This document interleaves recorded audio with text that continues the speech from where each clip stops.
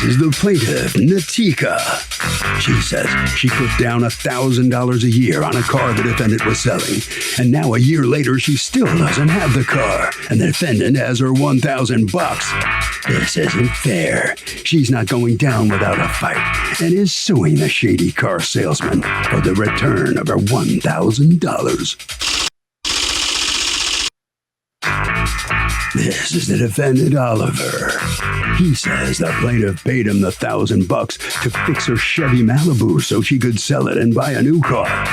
He doesn't know what the plaintiff's mad about because he fixed her Chevy Malibu. She's driving it, and he owes nothing. He's accused of being shady. The defendant has filed a countersuit for $311. The additional monies it cost him to fix her Malibu. All parties, please raise your right hands. All right, Ms. Natika, you are suing Mr. Oliver for $1,000 for a down payment that you put on a car, which, according to you, he needs to return to you. Tell me what happened. Okay, so I met him through a mutual friend, and he told me about Oliver fixing his car before and that he was a good mechanic. So I called him over, and he was fixing my Malibu. He was paid.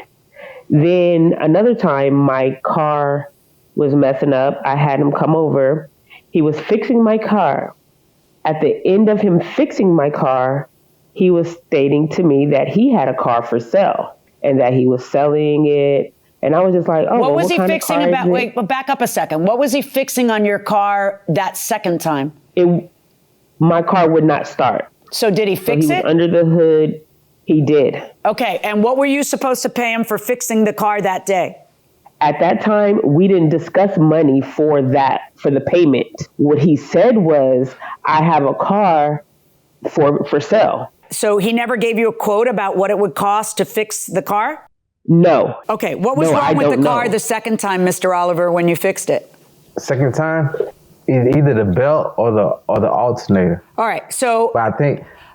Okay, and so according to her, no price for the repair was discussed because instead the discussion became that you had a car that you could sell her, correct? I told her that after I told her, like, listen, if you want this car fixed, I gave her all the problem. This is what you're going to need to get the car fixed. It's going to cost around this much. She's like, oh, no, I'm done. I'm not going to put this money on this car, this and that. I don't want this car anymore. I'm like, listen. I'm going to get another car. Like, listen, it'd be best for you just to fix the car. It's paid off. Okay, Mr. Oliver, let me ask you a question. So you tell her about your car. Let's get to that part, can we? You tell her about your car that you have for sale, and what kind of car is it?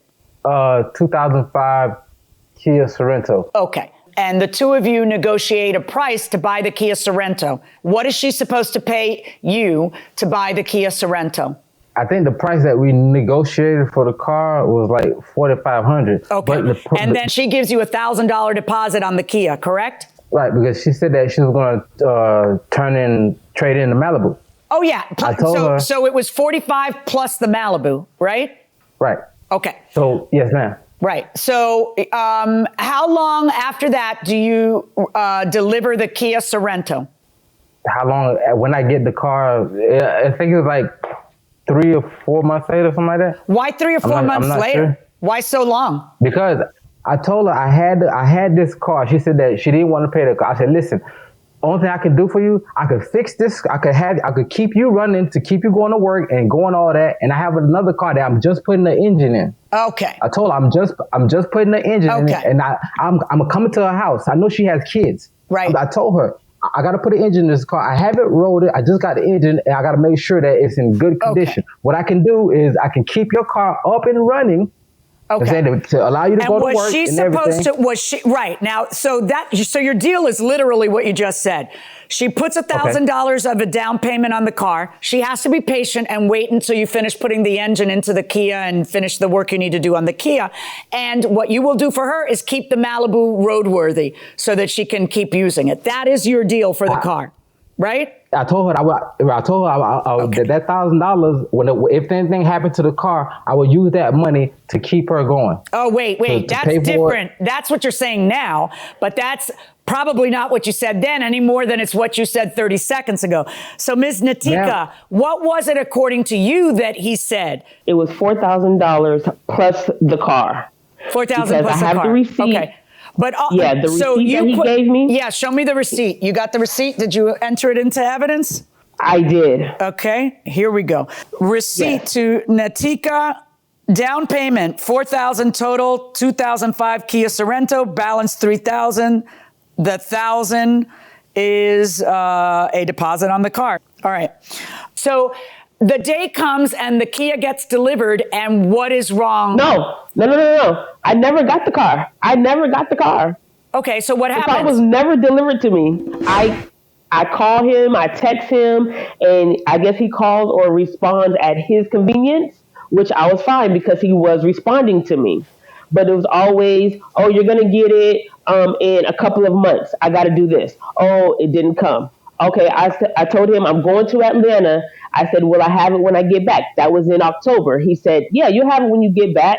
I didn't get it. He said, oh, you'll have it by your birthday. My birthday was in November. I never got it. Okay. In Christmas, oh, you'll have it for Christmas. I said, oh, this is a great Christmas gift for myself. You keep saying, I saw the text. You say, great, I'll have something to look forward to when I come back from Atlanta. Bust. Yes, That's great, I'll have something to look forward to 2 months later when my birthday. Bust. Great, I'll have something to look forward to in Christmas. And then what happens? He comes over. He said, you can test drive it. I get in the car. Me and my boyfriend gets in the car. We head down the road. I notice a crack in the windshield. I was just like, oh, there's a crack. He was just like, oh, I didn't notice that, so we're just going to tag that on to the end of your bill. What? I said, no, you're not. You're not going to sell me a car with a cracked windshield. Oh, well, I didn't notice that. Okay. I'm not buying no car with a cracked windshield. I'm just not doing that. All right. So, Mr. Oliver, let me hear your side about the windshield. My side about the windshield? Mm-hmm. My side about the windshield is that she didn't see it. I pointed it out to her. I told her that I would fix the windshield, but the money is going to be coming from my brother. That's not you fixing the windshield. That's her fixing the windshield. If you're going to tack it on to the end of the payments, then she's paying for the windshield, right? Right. Okay. See, here's the thing, Mr. Oliver. Deposits are typically non-refundable. And this is clearly a deposit. This is not, hey, payment for the Malibu. The Malibu you were doing, you were kind of throwing in to make sure you got this deal, because it's not like you were giving her a car the day you got the deal. It's August and you delivered it 4 months later. So your way he never delivered it. I got it. He never delivered it, but he had it to show to you to test drive 4 months later. So that's why you're fixing the Malibu. And the $1,000 is a deposit. There's not a word here about the Malibu, because the Malibu is, just like Ms. Nikita says, just like you said originally, and just like I believe, the Malibu was kind of a freebie to keep her waiting for those 4 months that it took you to bring the car by. So the question is, does she have to accept a car with a broken windshield and or accept that she's going to pay for it, but not until the end of, no, she doesn't have to. And that's where everything breaks down.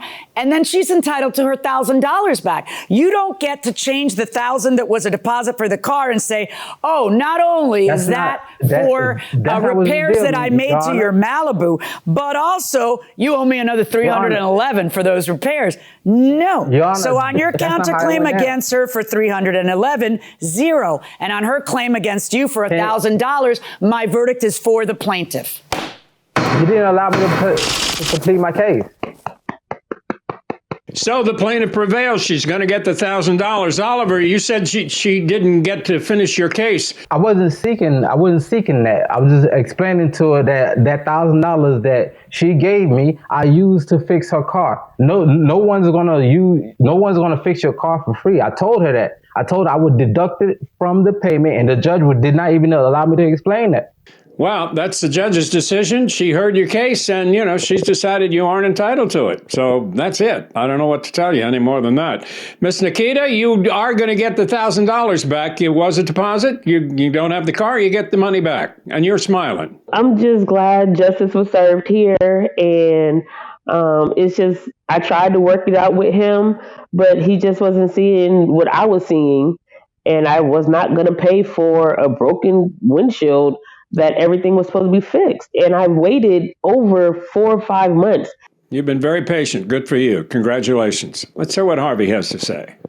Doug, we've talked about this before, but in a situation like this, it's kind of ridiculous if something is lingering like this for a year.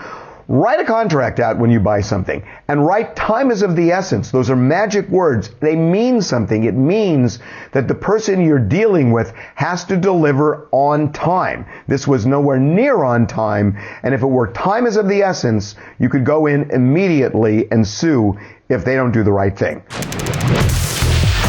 What is your favorite season and why? I'm going to go with football season. You idiot. I don't think that's what they You don't think that's what they mean? Okay.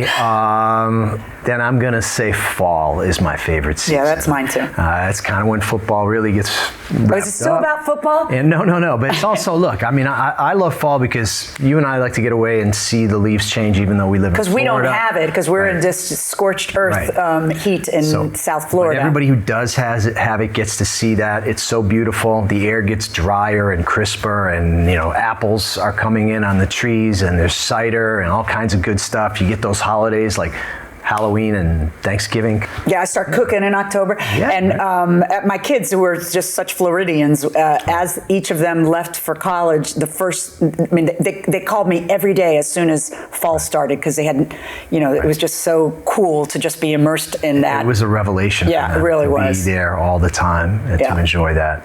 And you got college football.